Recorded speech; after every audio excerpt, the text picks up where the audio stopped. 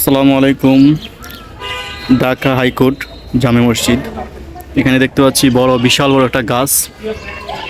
গাছের নিচে এখানে কয়েকজন আইসা মোমবাতি জ্বালাচ্ছেন।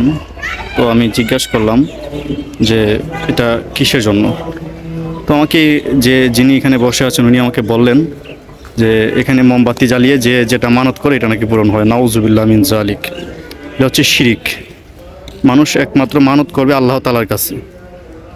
মানে এটা আমি দেখে অবাক হয়ে গেলাম। এখানে অনেকেই আইসা দেখতেছি যে মোমবাতি জ্বালায় দিচ্ছেন, এখানে আগরবাতি জ্বালায় দিচ্ছেন। এখানে একজনকে জিজ্ঞাসা করলাম যে যিনি এখানে একটু আগে বসা ছিলেন যে এখানে কিসের জন্য মানুষ মোমবাতি জ্বালায় দিচ্ছে। তো উনি বলল যে এখানে যে যেটা এসে মানত করে এটা নাকি পূরণ হয়। নাউজুবিল্লাহ। মানুষ কতটুক মানে কুসংস্কার এবং শিরিক শিরিক মানুষের কত দ্বার প্রান্তে এসে পৌঁছাচ্ছে এটা মানুষ বুঝতে পারছে না।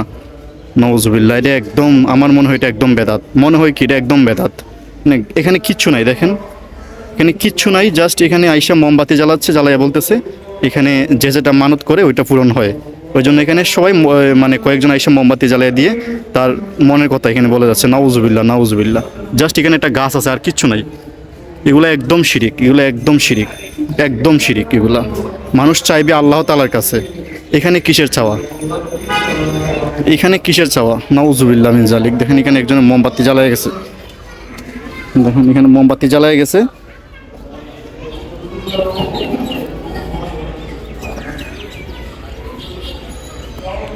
সে মানত করে গেছে, এখানে মানত করবে আল্লাহ তাআলার কাছে।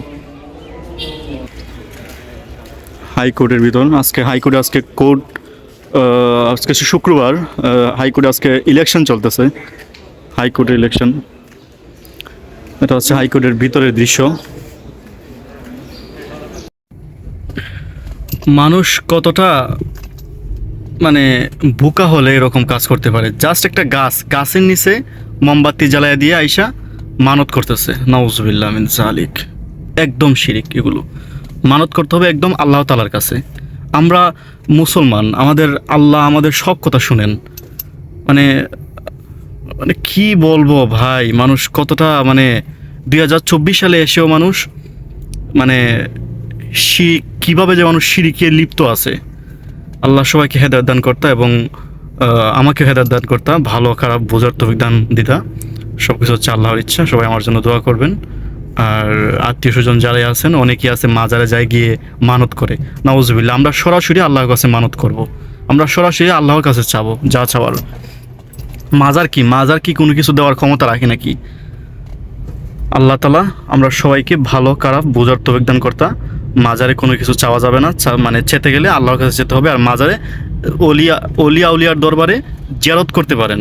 চাওয়া একমাত্র শুধু আল্লাহর কাছে। সবাই আমার জন্য দোয়া করবেন। আসসালামু আলাইকুম।